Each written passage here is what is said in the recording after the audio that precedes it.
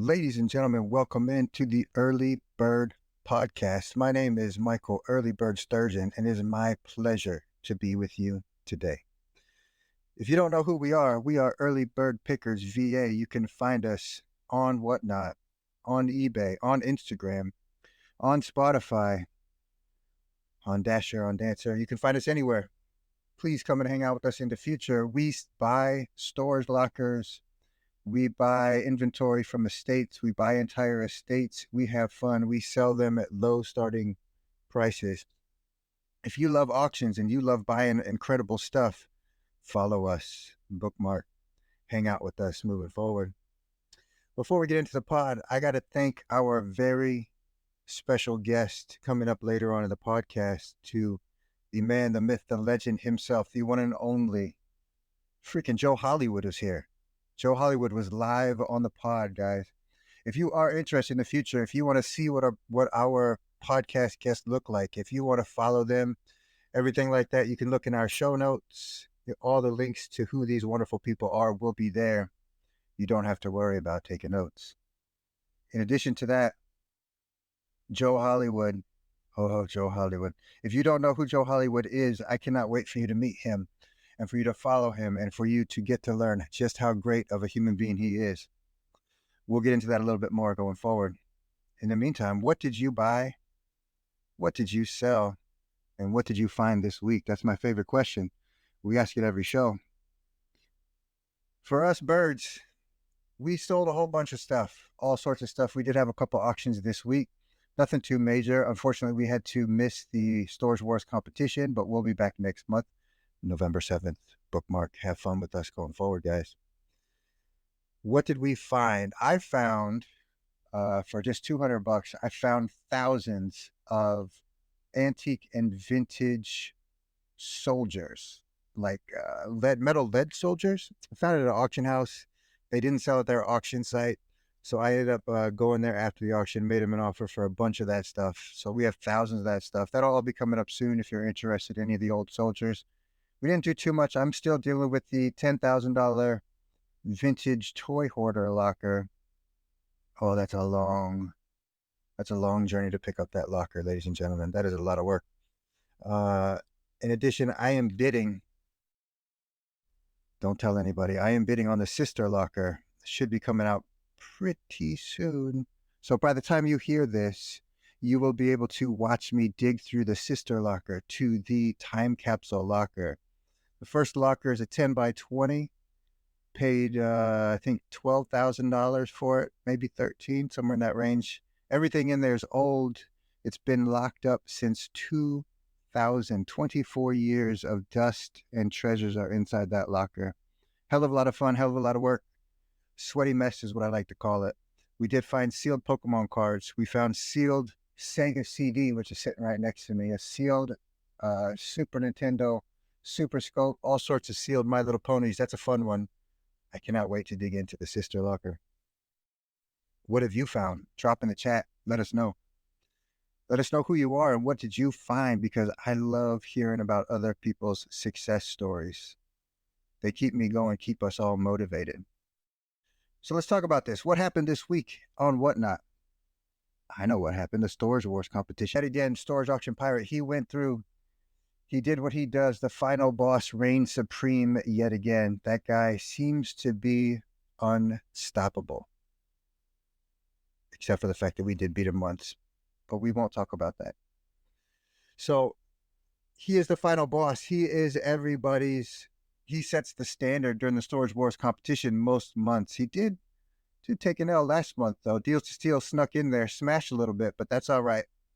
Great job, Deals. Appreciate you. That was an incredible show. If you don't know, now you know. Deals to Steals, 2 shows ago, Stores Wars competition, they sold for over $100,000 in under 2 hours. My check.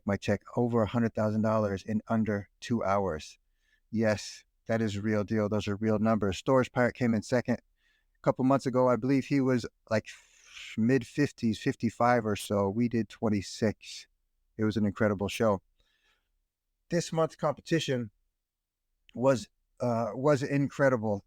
There are 7 sellers. If you don't know what the Storage Wars competition is, let me break it down for you. You're going to have between 6 to 8 of the most incredible sellers selling on Whatnot in a 2-hour time slot. During that 2-hour time period, the competition is who can sell for the most dollars, who can make the most money in just 2 hours. It's really crazy what happens. If you're not familiar with the Storage Wars competition, I'm going to advise you, I'm going to push you, I'm going to say it is mandatory. You must go to the next Storage Wars competition. It is November 7th.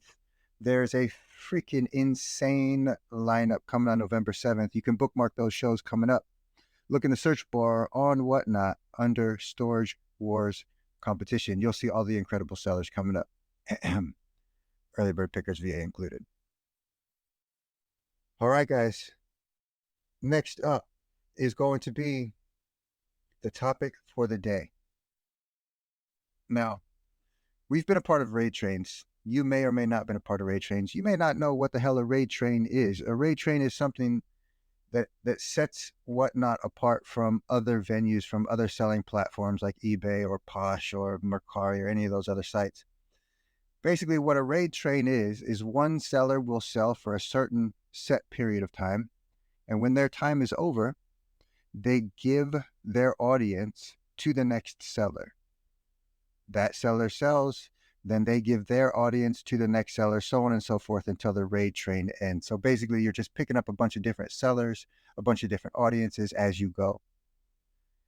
In theory, that leads to larger crowds, larger groups of people, larger audiences, and therefore larger money. Depends on how the shows run. Sometimes on the raid trains, you're going to end up with a larger audience than you normally would. Us, for example, is a good example. Our normal shows, we might have between 75 to 100 and 140 people in the room. It's pretty, I'd say it's an upper medium room for the Storage Wars category on Whatnot. It took us a year to build up that audience. Other sellers, Storage Pirate, for example, on his average show, he might have 120 up to 250 during his regular shows. And then you're going to get into a raid train, which is dramatically different. During a raid train, it's a massive show. You might get our room, we might have up to 800 people in that room, 700, 800. Storage Pirate might end up with 1,200, 1,500, dare I say 2,000 people in the room. The more people in the room, the more bidders in the room, the more money in the room, the more crazy it is. So the Storage Wars competition is an exclusive raid train that really does bring about incredible amount of money. Really incredible amount of money. But should you be a part of a raid train? I get a lot of questions about, should I do this? Should I be on a raid train? Should I not be on a raid train? What are the advantages of a raid train? Are they good for my business? And my answer is maybe. Maybe you should, maybe you shouldn't. It really does depend on your situation. I'm not going to use any particular sellers that I have in mind when I give these examples. So let's say there's a seller out there and their average crowd has 20 to 40 people in their room, steady 20 to 40 people in their room, and they want to ask the question, should I join a raid train? That seller might have 1,000, 2,000, 3,000 followers. I think that's pretty typical. If you have a room, 20, 30, 40 people, it's relatively a smaller seller, smaller rooms. My suggestion would be, you might want to give it a shot. You might want to look towards growing your channel. You might want to look towards meeting new people. You might look towards selling outside of a category, outside of the storage locker category, whatever category you may be in. It really does depend who you are. But for those smaller sellers, the raid trains can help quite a bit. It can help grow your audience. It can help introduce you to other people who don't know who the hell you are because you only have 20, 30, 40 people in your room. What about us mid-range sellers? A mid-range seller, in my opinion, someone with, let's say, 60, 70 people in their room. Let's say 50 to 70 people in their room. They might have 5,000 to 7,000 followers. I'd say that's a pretty mid-range. And I would say maybe, perhaps you should, perhaps you shouldn't. It kind of depends.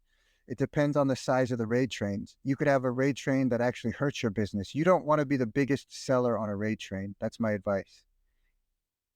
On the opposite side, if you're a smaller seller and you're a medium or a small seller and you're part of a huge raid train, let's say you're a mid-range seller and you talk your way into the Storage Wars competition, that is going to dramatically help your business. You are going to get so many more eyes on your sales. You are going to make so much more money when you have 500 people in your room as opposed to 50 to 100, that it would help you to join that large raid train. If it's a very small raid train with a bunch of smaller sellers, it's not really helping you out that much. You're not going to gain that many followers, and you're going to probably be forced to sell in a constricted time period, which isn't always the best. So lastly, let's talk about those bigger sellers. Let's talk about Storage Auction Pirate. Let's talk about Quarryman X. Let's talk about Deals to Steal. Let's talk about some of these massive sellers. Let's talk about Joe Hollywood, right? Who's going to be up later on the show. For you bigger sellers, for the biggest sellers, it really does depend where you are at, how much you want to grow, what type of audience you're looking for, and what areas you're looking to use. How are you supposed to use this? You could look at it, if you're a bigger seller, you can look at a raid train almost like a charity. If you're the biggest name in that show, if you normally have 200-300 people in your room, if you are Joe Hollywood, you normally have 1,000, 1,500, 2,000 people in your room on a normal show. Maybe this is a charity event. Maybe you want to help out smaller sellers. Maybe you want to show how generous you are as a bigger seller. You do want to get your name out some. You do want to help people out, and think of it like a philanthropic event show, right? You're going to give an hour of your time. You're going to help out smaller sellers. You're going to let other people capitalize on you being that huge of a seller. Maybe that's your perspective that you want to take. Then maybe entering into a competition might help you.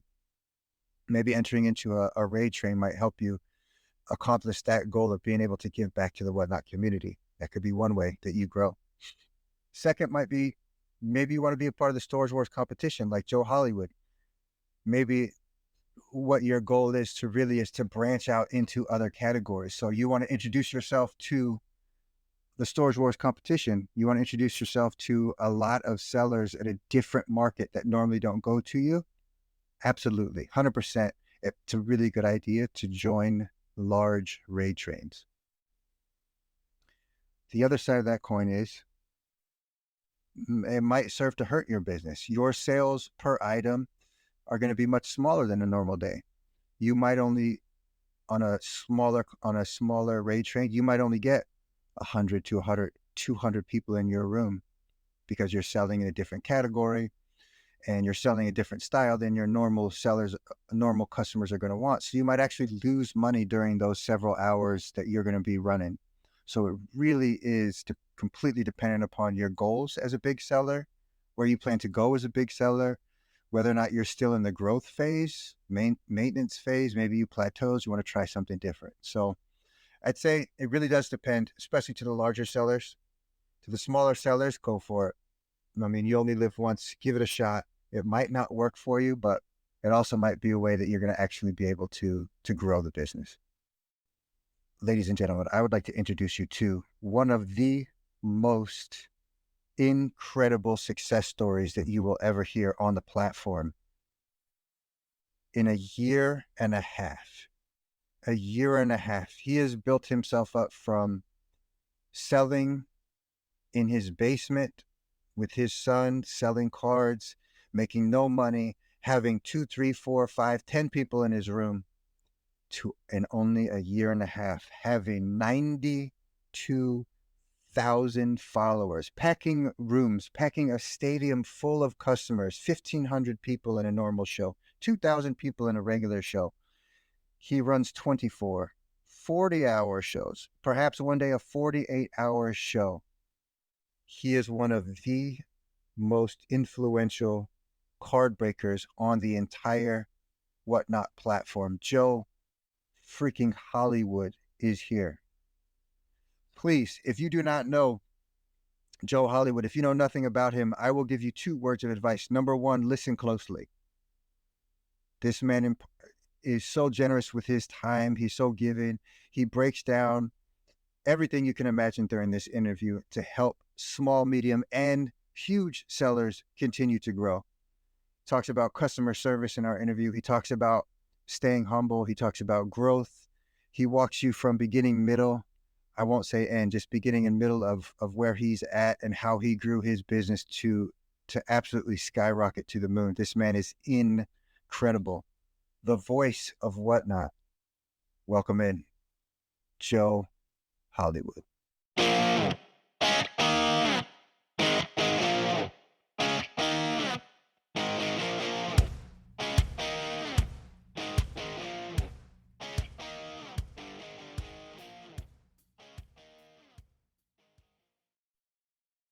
What's up, guy? Yeah, what's up, Joe Hollywood? Thank you so much. Welcome into the room. Where are you at right now, my friend?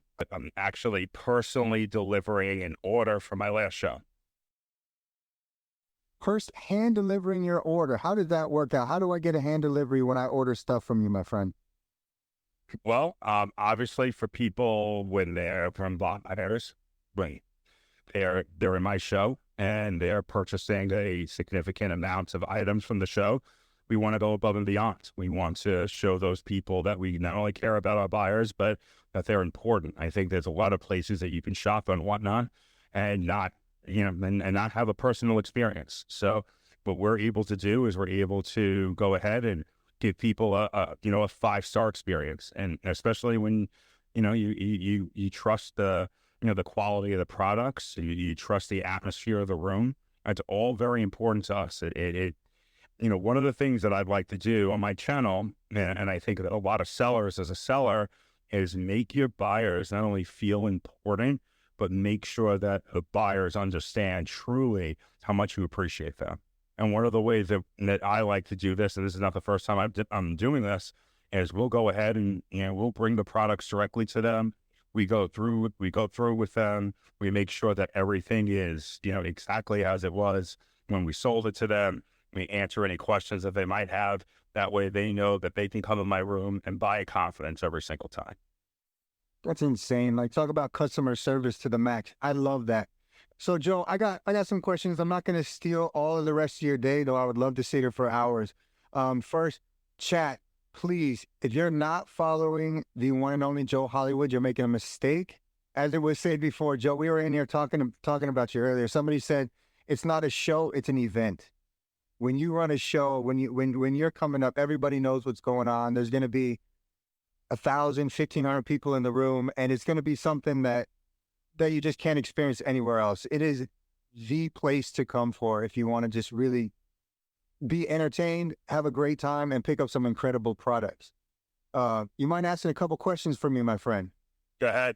You have not that you need an hour of my time, but yeah, I have about a 45 to 50-minute ride to the airport. So it's all whatever you want. Perfect, brother. I appreciate you. Guys, enter into that. Give you real quick. 3, 2, 1. This is a Marvel card coming your way.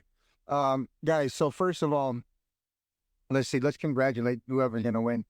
Guys, we're going to run another Givey. Guys, graded Pokemon card to the next Givey. Joe, if you don't mind, we're going to just give away a bunch of stuff while we're on hanging out. Hope you don't mind, my friend. I don't mind at all. Run your show. I do see some comments people asking, any tips and strategies to help you win giveaways on Whatnot. Yeah, the best way to win giveaways on Whatnot is to stay into one person's show and continuously enter and be active. Yeah. I love it. I love it. Guys, if you're in the chat, drop all the questions you want. We'll get to them. We have a couple of mods in here that will help. I got a couple questions for him because I've been dying to ask this. Can you tell me, Joe, where did you start? Why are you on Whatnot? Where did you come from? So it's a great question, and I wish I had a shorter answer for it. So I grew up really poor. I grew up on welfare from a broken home. Started collecting through my grandfather. Actually, my grandfather was someone that knew that I loved sports, and bought me my first pack of baseball cards when I was, oh my God, maybe 6, 7. It was 1985. So I was 8 years old. So now I'm showing everyone my age, my mid-40s.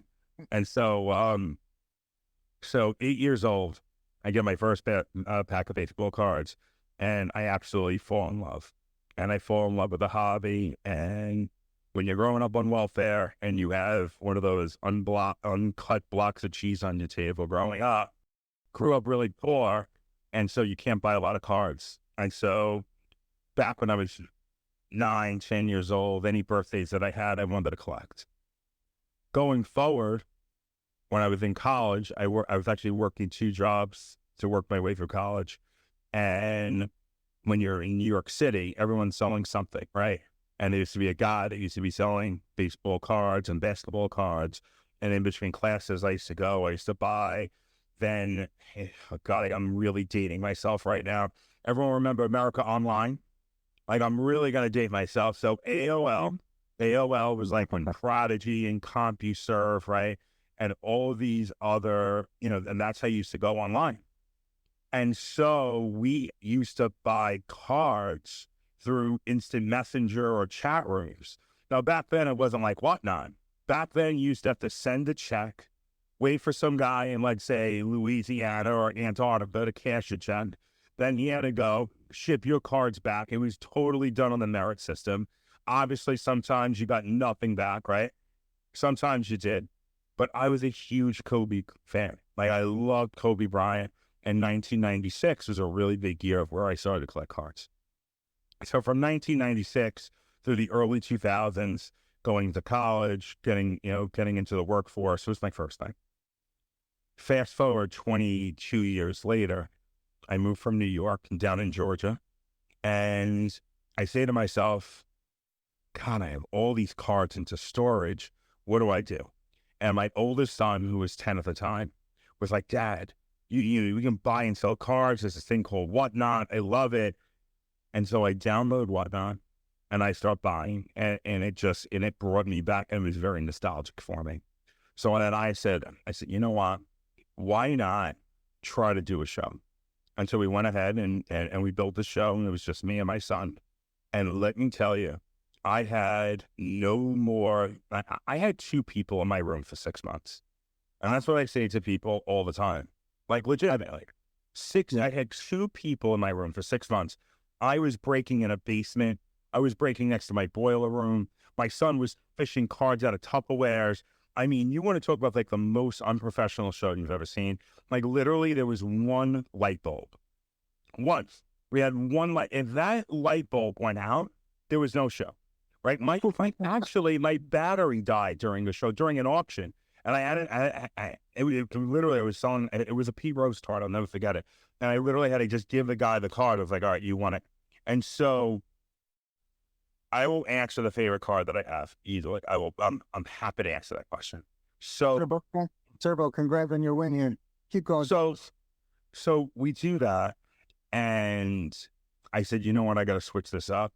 We go from there. I go into like my kid's train table, and I'm sitting on like a 4-year-old's little tiny chairs. And I used to sit on that thing all night. And then we moved that. I moved it to a ping pong table. I mean, I was trying everything. And there was nothing I didn't try. The one thing that I did, though, is I always believed in myself. I always said to myself, I'm like, you know what, Joe, you can do this.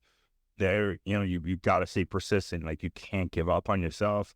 And that was into any new seller that's out there that's watching us. Look, if I can have 2,500 people in my room in the first 10 minutes of my show, and I'm really proud to say that we had over 150,000 viewers on our last show that we did on Whatnot altogether. That's which was insane. So we've eclipsed 150,000 viewers twice. I'm trying to break over 250,000. We're almost at 100,000 followers.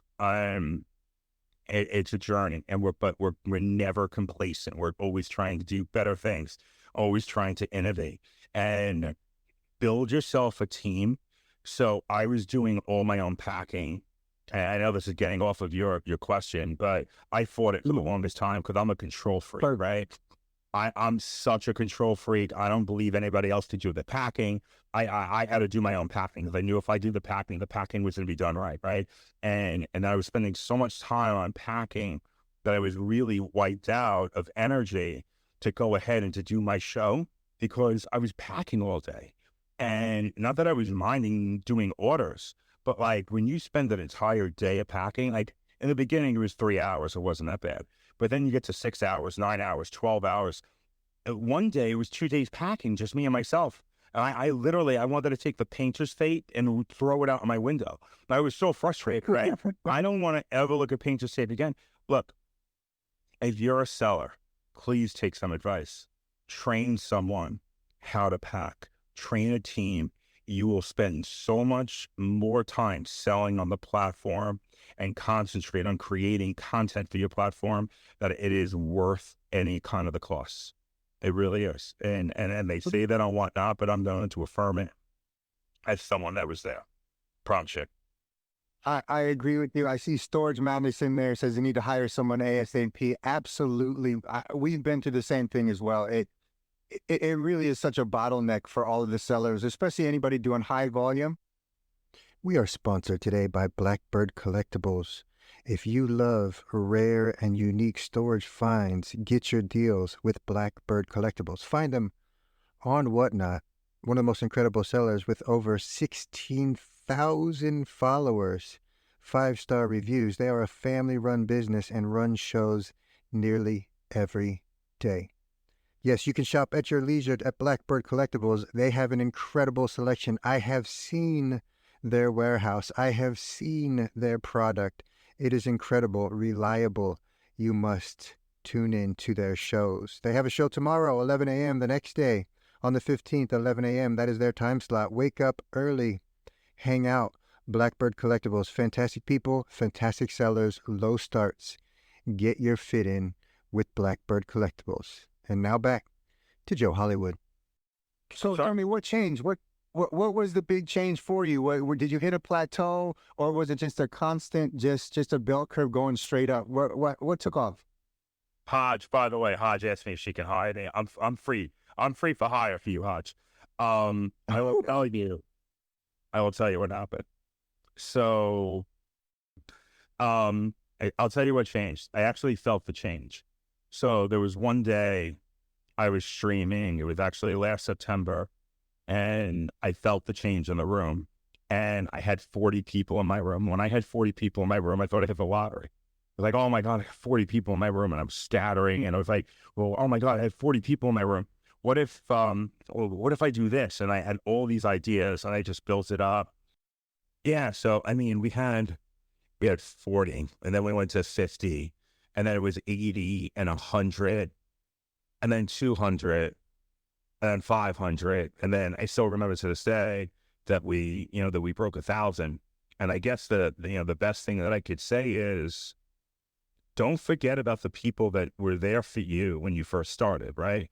And so a lot of times what I like to do is, number one, you got to recognize the people in your room. You have to recognize all those people that brought that same positive energy and that same positive karma that were there for you when you first started. Those are going to be the same people that are going to be there for you when you climb up the ladder.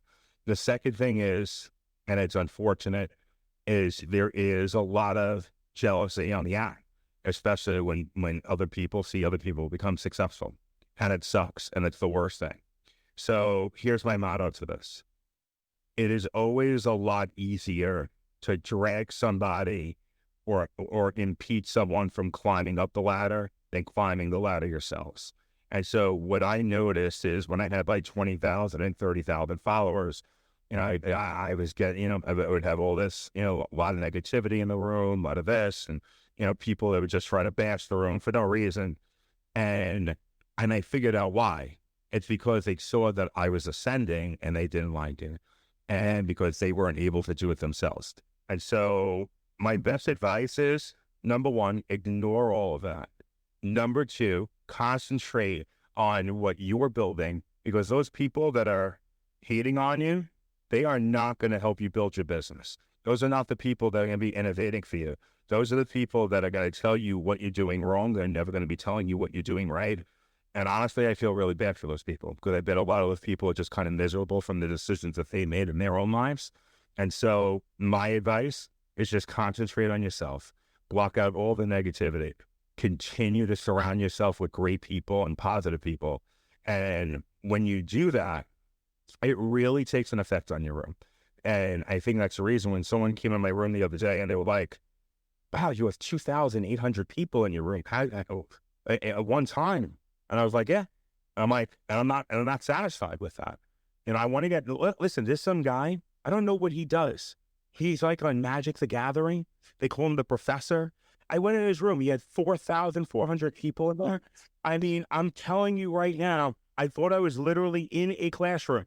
There was no excitement. There was no energy. I was like, what? Could have 4,400 people. Well, I know I can too.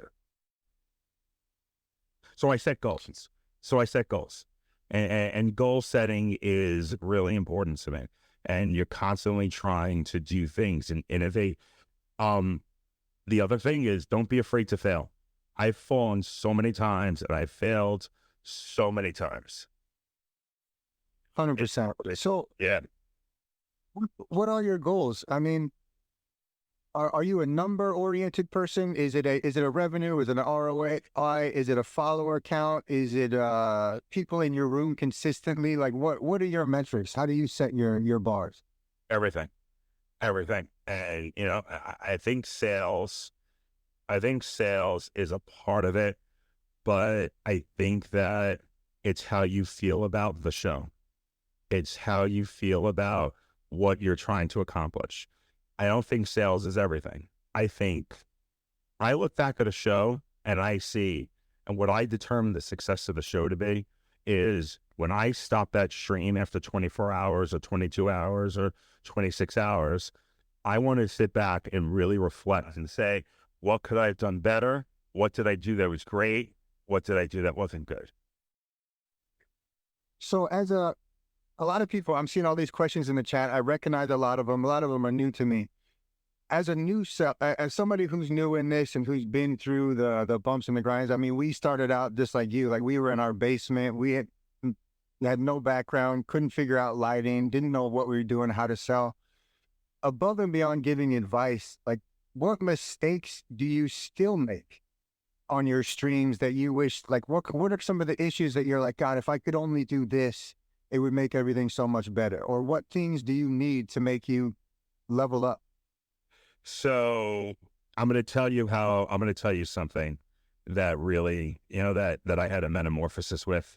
So when I first started selling, even up to a few months ago, when people buy something and then they ask for a refund and they're like, oh, I didn't mean to hit this because my kid jumped out of the crib and spiked the bar. Oh my God! Yeah, the craziest thing happened. A bolt of lightning hit my coffee mug, and it splattered. And I went to move it, and I hit that I swiped. Or oh my God, my cat jumped out of the litter box. Or oh, my Santa Claus came down my chimney, and I got so excited that I swiped.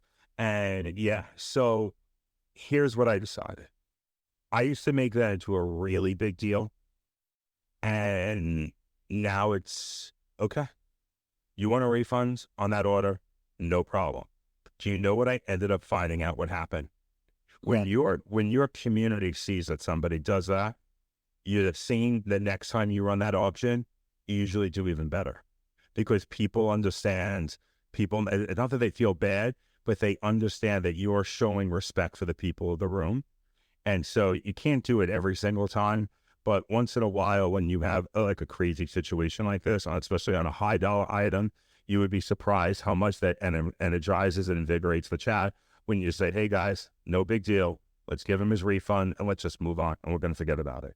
And it goes a long way. So instead of being like, oh my God, we're pushing it through, there's no refunds, F you.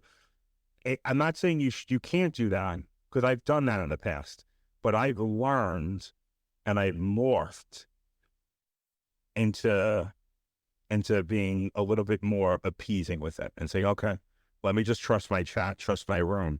And I'm, and even if I don't get to that same sales price, I'm not worried about it because at least I know that I don't have to deal with the BS around it anymore. Sometimes not dealing with the stress, you can't put a price tag on that. Totally get it. And to you new sellers and people trying to establish yourself, like, I want you to understand. So we got 16,000 followers. We've been streaming for about a year. We've taken basically the same approach where mistakes happen, or not only that, like Treasure Man Lucas in here is positive vibes only. Like, we really just try to be positive and just pump out as much positivity as we possibly can. So I totally get it. I totally respect it. It's an awesome way, especially to create long-term customers when they see what's going on. Guys, drop your questions in the chat, please. This is a great opportunity where you have the man, the GOAT is in the room, where you could actually reach out. You can ask about how to grow your show. This is a good opportunity.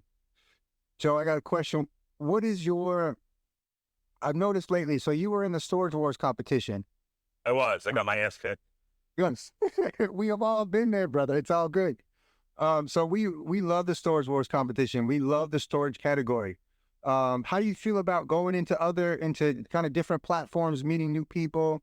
Why are you branching outside of kind of in your inner sanctum? You know, it's such a good question. And I've spoken with Whatnot about that.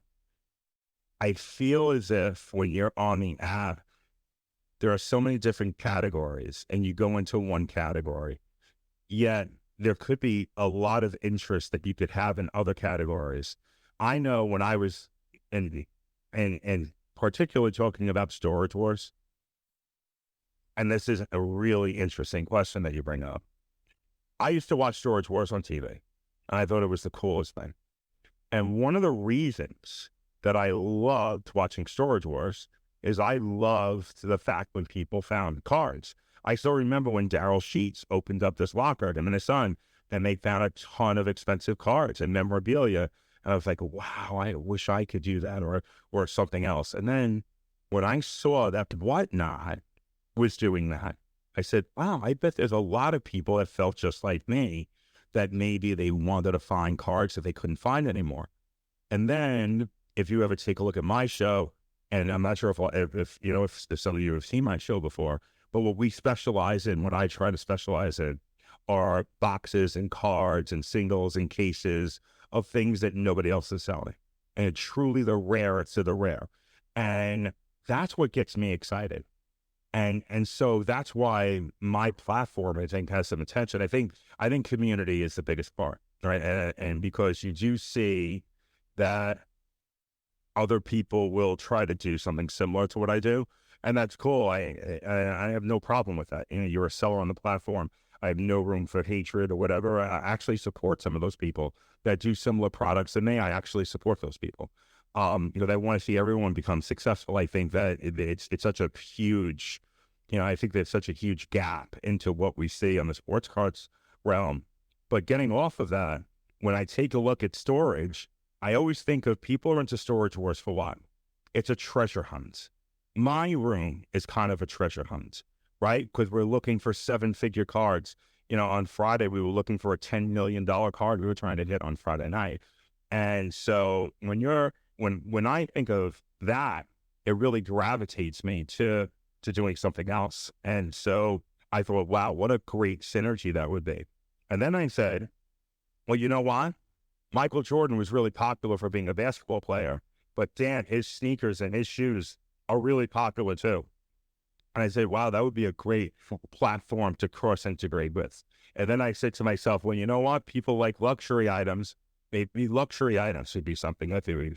But listen, if you have people that are buying Louis Vuitton purses and Chanel purses, you know what? The reason I'm using all of this as like an example is because I think that there's real synergies between categories, but you don't see it. You don't see the synergies very often because everyone usually stays in their lane. I don't like to stay in my lane. I think there's a huge audience out there, especially on Whatnot. And why not have people become part of that audience? Why not have people join that excitement? I have thousands of people that watch in the room. They don't buy, but they love the energy in their room. They love the vibe of the room. They love that they can sit down, they can win $1,000 card or a $5,000 card at any given moment when we're doing a giveaway, right? So there's something special about that. And I think that building the community, I think community is number one. I've always said that. I think building your community is always going to be the most important part of what you do on whatnot. I couldn't agree more. I mean, this just you talking about the synergy between, card breaks and what you do and the treasure hunts that you do. I mean, I'm a Stores Locker guy. Till the day I die, I'll be digging through other people's stuff. Like, I love it. It is just the absolute treasure hunt for it. We're modern day treasure hunters. That's what we do. And so it's exactly when I'm watching you do breaks and you're hunting for the Curry rookie or you're hunting for the LeBron or whatever it is. And it's the same feelings, the same vibe, it's the same high. We're chasing the same drug. That's basically what we're doing. So, and it also, to me, I thought it was genius when I saw you in the category, because there's so many people on the platform that just don't know who you are and don't know who we are in different categories. So genius business strategy, by my opinion. I appreciate that. Thank you. And look, and it might not have been. It might have been a terrible business strategies, right? But we're not afraid to try. And I think, and the most important thing I could say to you is, I think so many people are afraid to fail and they don't try, that they hinder themselves from success. That's the problem.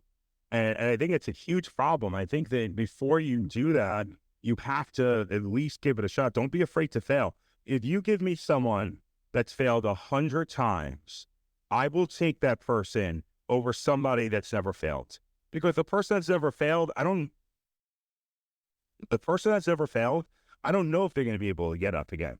If you give me someone that's failed 100 times and they get up 101st time, that's someone that's battle tested. Give me that person. Because giving somebody that's oh my God, I could fail. You're never going to succeed. You have to take risks. Take risks, look, this is your livelihood, right? And we do this once. We have to try to do it the very best way that we can. But my God, if you're not applying yourself or taking educated risks, I think you're doing a poor job. Could not agree with you more, Mo. I gotta know. I watch your streams, but we're early bird pickers. I go to sleep early. I wake up early. I'm up at like 4 or 5 o'clock in the morning. How do you stream with your energy, with your voice? It is incredible for that length of time. And in the beginning, because I didn't know who you were, didn't follow you in the beginning, did you always start out streaming for these incredible length of time, or is that something new for you? No. So when I first started streaming, the shows used to be only about 4 or 5 hours. And then I made them into 12. And what was happening is I had friends and they're like, Joe, I fell asleep, but I never got a chance to watch a show. And I'm like, why not? Like, oh, we fell asleep at 9 o'clock and I slept late. I woke up at 8 a.m. You were already off. And I said to myself, you know what? I have enough energy to do this. And I don't recommend anyone doing what I'm doing, right? I don't recommend it because it's not exactly the healthiest thing in the world.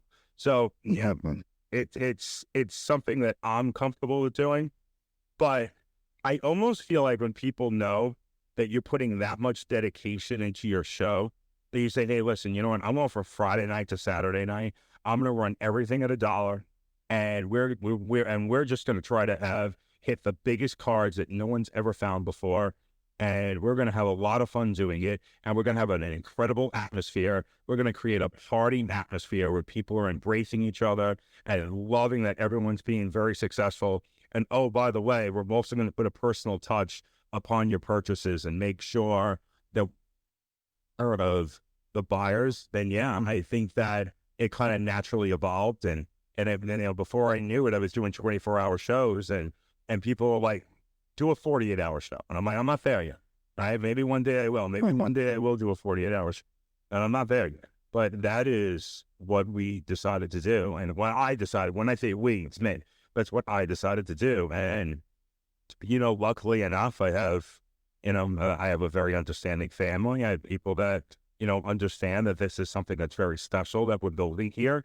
and you have to take advantage of it. You have to take advantage of, and when I say that is you have to take advantage of building your platform, because if you're not doing it, somebody else is going to do it.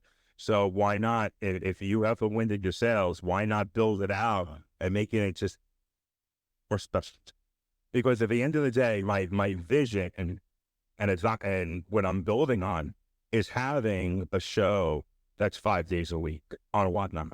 My vision is, and not me 24 hours a day, but me always being in command of my Friday to Saturday show and maybe my Saturday to Sunday show, but having other people that I can teach, that could be an apprentice, that can learn, that I can show them the do's and the don'ts. But again, it's very hard sometimes to find exciting, people that have excitement levels, right? In my show, if I put on, and no disrespect to anyone who's very low thyroid, but if I put someone that's very mundane, right, in my show, it's just not going to work, right? And so that's the thing. So it's finding the right fits, and it'll come together. Patient.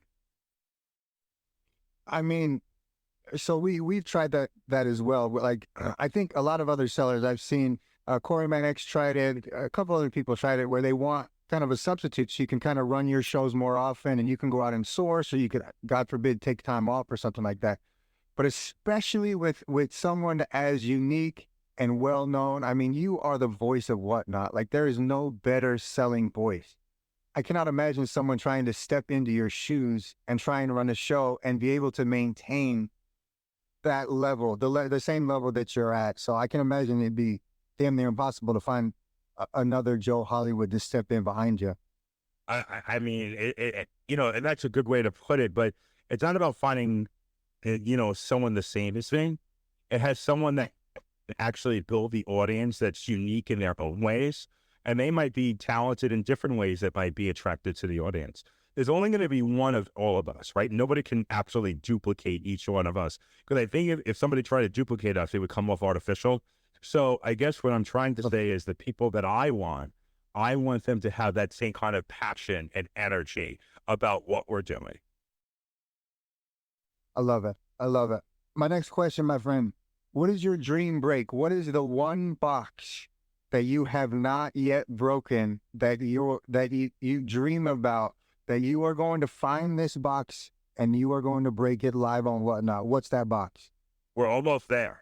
Oh, and we might do this for the Whatnot card show, but I'm in discussions with Whatnot right now of ripping open 86 Fleer for Michael Jordan. Is the 1986 Michael Jordan rookie hunt, and that's what we're talking about right now.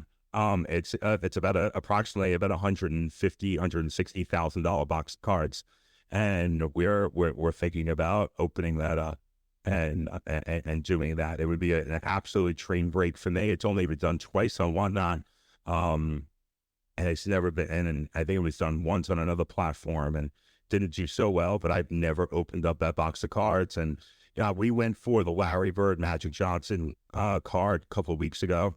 We opened up 1980, and that was such a fun show that after we did that show, we were like, you know what? I think we're ready for 1986 Fleer. So if you guys want a little bit of a hint, we're actually proactively working on that right now. That's a dream break for me. That would be a dream break. So you had mentioned one other seller on Whatnot, like the Magic seller who had like 4,000, 4,500 people. Who else are you trying to catch in your industry? Who's ahead of you? Who are you chasing? So I know this is going to sound a little silly, but I'm not chasing anyone. I'm chasing myself. And what I mean by that is I am always, I'm my toughest critic, and I'm self-motivated. So it doesn't have to me chasing somebody else. Because I think that when you start, so when I say that about the Magic seller, I say that in jest, right? It's a totally different audience. What I'm saying is, I think when you start chasing other people, you have to do it in a positive way. You can't do it in a negative way. Like, I got to beat this guy. Then sometimes you get in your head that you don't like someone when you can't surpass them, right? I think if you're self-motivated and you propel yourself and you push yourself, you take a look at the numbers. Don't be afraid to look at your numbers. Some people just don't want to look at their numbers. look at your numbers, look at your sales, look at the percentage of new buyers. If you're not getting a lot of new buyers, figure out what you can do to increase those new buyers. If your sales are lower, think about what you're selling and what you need to invest in to raise your sales. Think about how you can build a community. Think about events that you can do. Think about going above and beyond. Think about doing things that nobody else is doing. I mean, I don't know of another, and this is not a knock to anybody, but I'm not sure there is another person that will fly across the country to deliver your cards if you send a significant amount. Right. I mean, I'm literally, almost at the airport right now. And I couldn't be happier about it because now I get a chance to have dinner with this person. I've done this before with another person and it worked out great. And we built friendships. And to me, and I think that that's a really important thing. And let me tell you something, when you're delivering those cards, people are like, well, it's an expense. You're investing in your business because you think that person's going to say, wow, what'd you get from Joe? Well, he actually flew my cards to me. What? He flew your cards to me? He flew the cards to you? That's the guy I want to do business with, right? That's the guy that I want to do. So I'm not saying you can do that for a $50 order. But if people are spending significant amounts of money, make them feel special. And it might not be traveling.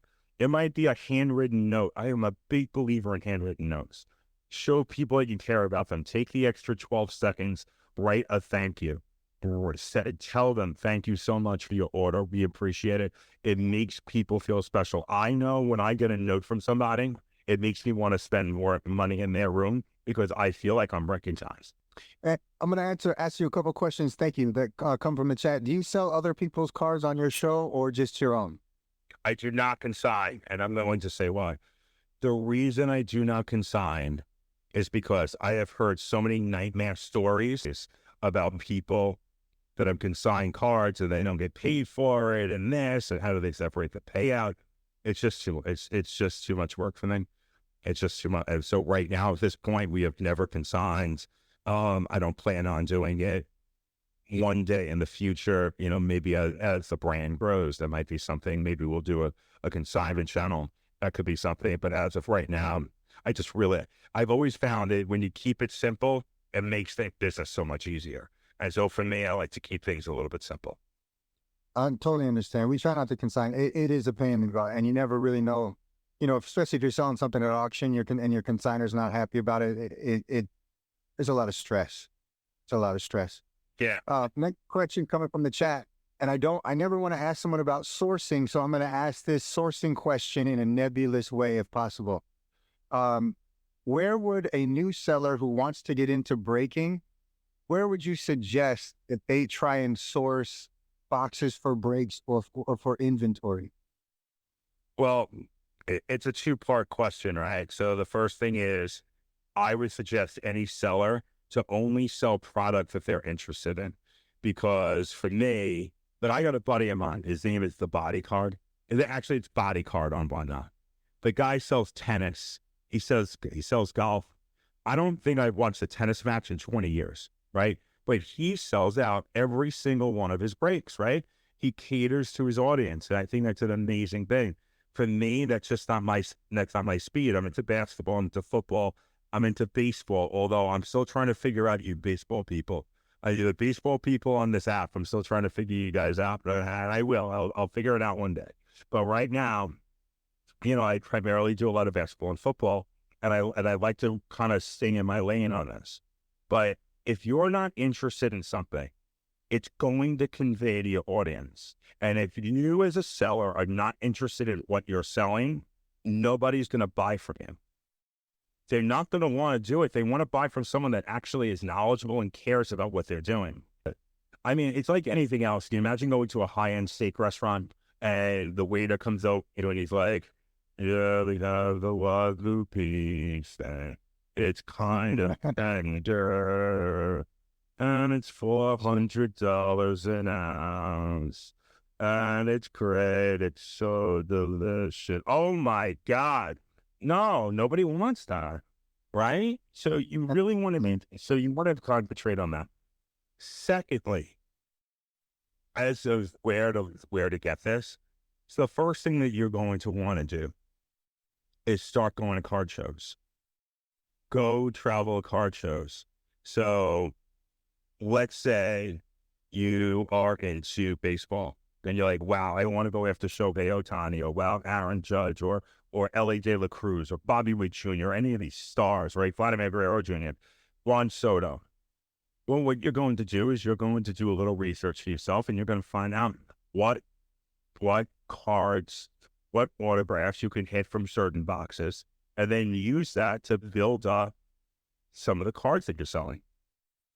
Maybe you're into singles. Maybe you don't want to rip open packages. Maybe you want to sell singles. That's great. Find someone, a trusted source that you can go to, that you can bring singles out and try to resell them and whatnot and see if that works. There's not an exact formula to this. A lot of it is trial and a lot of it trial and error. Joe, genuinely, I appreciate you. I appreciate your time, your energy. Your shows are incredible. I'm reading the chat about how much people respect and admire you, and giving people an opportunity just to ask questions of somebody who is now established with 93,000 followers it's a rare treat for the entire community. So I can't thank you enough for doing this, my friend. I hope to see you back in the Storage Wars competition as soon as absolutely possible, because it's fun. We love your energy. Guys, if you are not following, you must follow. It's a requirement for your life. Just go check out a show. Spend 5-10 minutes in the beginning of any one of Joe Hollywood's show. Whether you're into card breaks or not, great follow. Fantastic entertainment. Thank you so much for all of it. Let me just say two quick things before we shut down. Number one, I really don't blame you guys for wanting me back in that Storage Wars competition, because you guys are going to kick my ass again, and that's fine. But number two, I really look forward to doing this, because you're seeing a different side than what you see on the show. And because when we're in the show, it's a lot of excitement. It's always a lot of energy. You're going to feel a lot of energy in every single one of my shows, because that's me. But for me to have an opportunity to sit down, right, almost like a TED Talk, and really talk about what this is, talk about what the talk about seller platforms, how we can help other people, that's really endearing to my heart. And so I'm glad that we've had this chance to do this, and I really look forward to doing more of these, and glad to be on, and love the questions today. And look, if you're on here and I can answer any questions for you, don't hesitate. I mean, I don't have all the answers, but I'm certainly here to. Thank you so much for tuning into the podcast today. We're Early Bird Pickers VA. Please check out our future podcasts. Our next interview will be with the one and only Storage Auction Pirate, coming up. In addition, we'd like to thank our sponsor, Blackbird Collectibles. Make sure you bookmark all of their shows. Joe Hollywood, we love you, brother. Early Bird Pickers, we say, peace.